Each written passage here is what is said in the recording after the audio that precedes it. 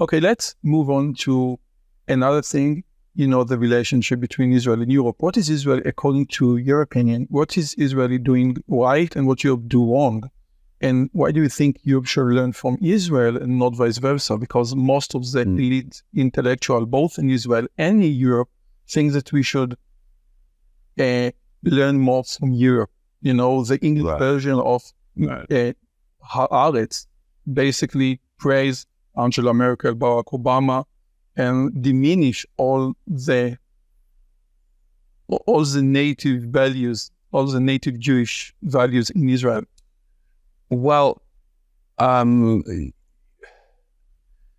it was Bob Kagan who said some years ago, that Europe believes it lives after history. It believes it's beyond wars, beyond conflict, beyond statehood, even beyond. It's forgotten the essential tragedy of human existence. Believes that it's got past it. And Israel doesn't have that amazing, what can you say it, delusion to live. We got an interruption off camera. This is when your tech person. That's when your tech person has, yeah, exactly. But thank you. You're very right. Israel doesn't have the opportunity to live in that delusion. So if you're a 21-year-old man or woman in the UK, you can believe that what matters most is your Instagram page, the way in which you present yourselves to your friends and others, the desire to get money, accrue some capital if you can, get on the housing ladder, and also that your society sort of owes you, and that if things are unfair, they should be addressed by the society, and that we can wage a war on unfairness. And that's why you hear Europeans saying things like, we must tackle hate. Really? What are you going to do after you've defeated hate? Are you going to go on to sloth or gluttony or no chance of that? But it's this. I think a happy delusion, and Israelis at 20 and 21 are currently in Gaza Strip. In the Gaza Strip, it's so. I just wish that Europeans learn from Israel on these things, is that, when things are close to the boat, like, you do have to hit them back.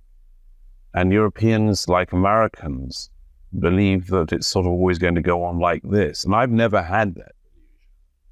And I don't especially know why I haven't, but I just don't think I ever had that delusion, or if I did, I had it for a matter of minutes as a child. But Israel lives in history.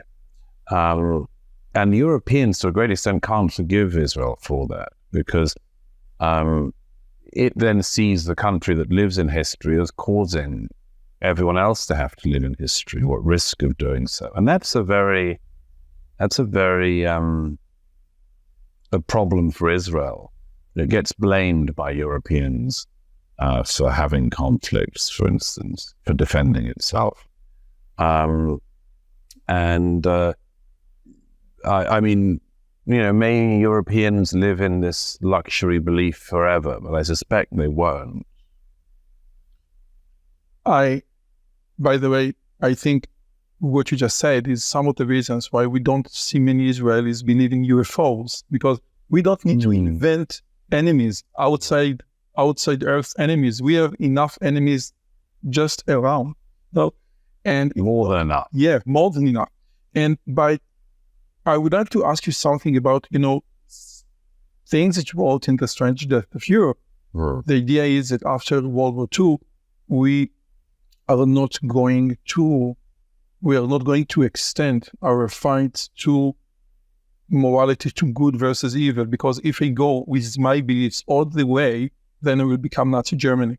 And, the relativism in your morality is something that is just against everything that Israel stands for. I think that the Jewish concept of morality is that sometimes power can be moral, even more moral than love.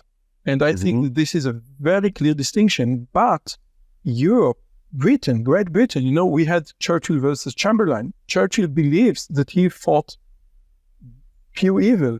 So how come Britain became Chamberlain again? I'm not sure if it's Chamberlain again. I just think that the history of the 20th century in Europe, as I say in The Strange Death of Europe, the Hebrew edition, I see it on the table, is that, thank you very much, show it for the camera. What I say there is that Europe almost destroyed itself and the world twice in one century, and that would weigh on anyone.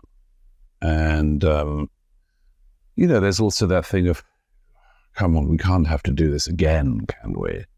And a lot of people felt that after the First World War. I mean, one of the reasons why there's a sort of slightly unfair rap given sometimes to some of the appeasers in the 30s and so on is that, there was and it was understandable that a generation that had gone through the trenches of World War I, or who lost their fathers in World War I, or saw a whole generation come back irreparably damaged in mind, body, and spirit, might want to avoid this ever happening again. Remember, the First World War, then known as the Great, what was meant to be the war to end all wars, and the idea you have to do it again so soon is something which of course people wanted to resist that as an idea.